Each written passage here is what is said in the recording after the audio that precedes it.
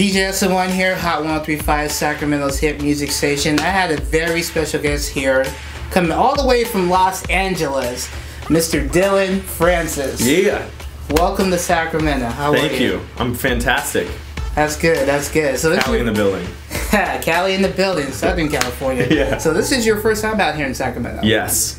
So how did it start off for you as far as being a music producer and DJ? So what inspired you to, you know, DJ, make music? When I was hanging out with my friend Eamon, and he played this song that kind of is the pinnacle of me getting into dance music, which was Ill to Destroy, which is a remix of Seek and Destroy by Metallica, and it was done by the Bloody Beetroots.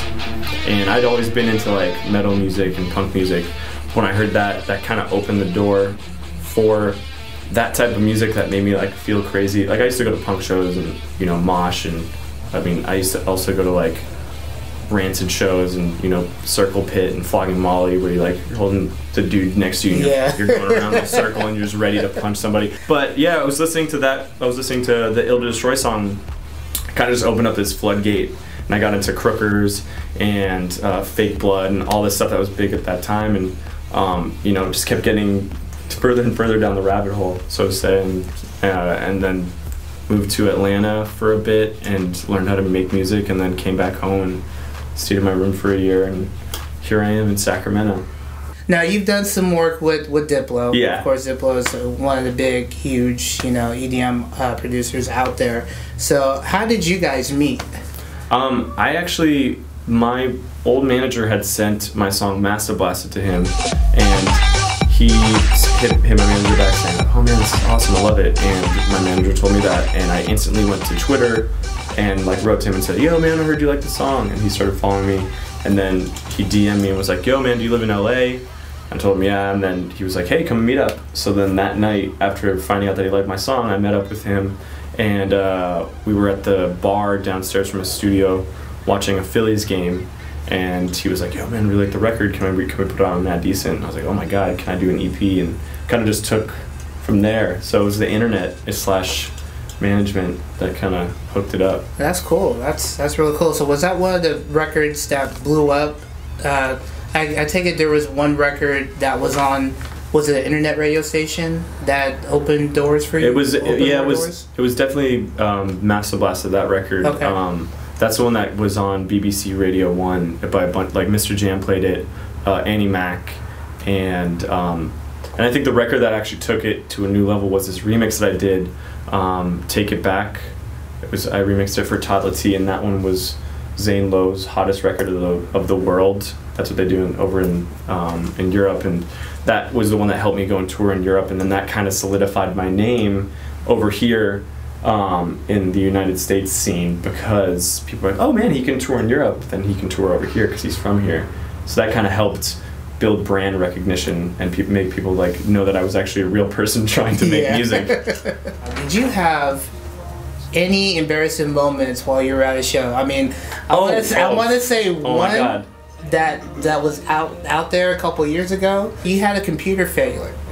Oh, it was on Holy Ship. Holy Ship. I'm sorry.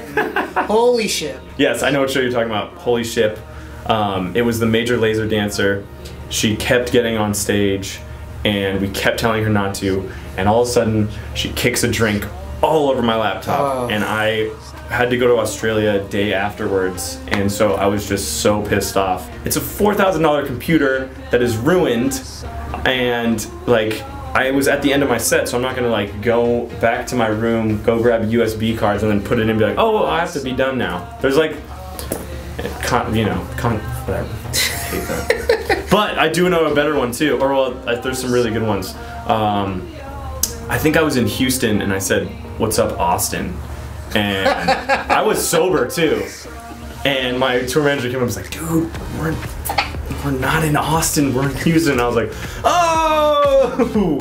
Never have I felt so red in the face in my life. And that was the beginning of the show, so I had to play an hour and 30 minutes. And the beginning was so gut-wrenching hard, because you're like, these people right now are probably really drunk, and if any place in the world is super prideful about where they're from. It's any person in this, like in Texas, whatever city they're from, that's them on their arm right there. Yeah. So it took a while to get them back, but I did, thank God. Oh man. Now, another thing too. So you have an upcoming album. Yes. Money Sucks, Friends Roll. Mm-hmm. So what made you come up with that title? Well, I was taking a shower, man, and actually no. Well, I was taking a shower when I came up with the idea, and it was basically a T-shirt idea first. But I just thought about how much I appreciated my friends, and money. I'm from LA, so I've been out to a lot of nightclubs, and I see how people interact with other people that have a lot of money, and it's very hard to be able to have good friends that are there for the right intentions to like help you out with things and not actually just be with you because you're either an icon or you're like a growing celebrity or you have a lot of money. So it's hard to have true friends. So that's where I kind of came up with the concept for the shirt, and then my manager was like, oh man, well, what do you want to name your album? Maybe we should name it The Shirt. And then that's how we came up with the album title, was using that idea. Now, the Get Low with Snake. Yes.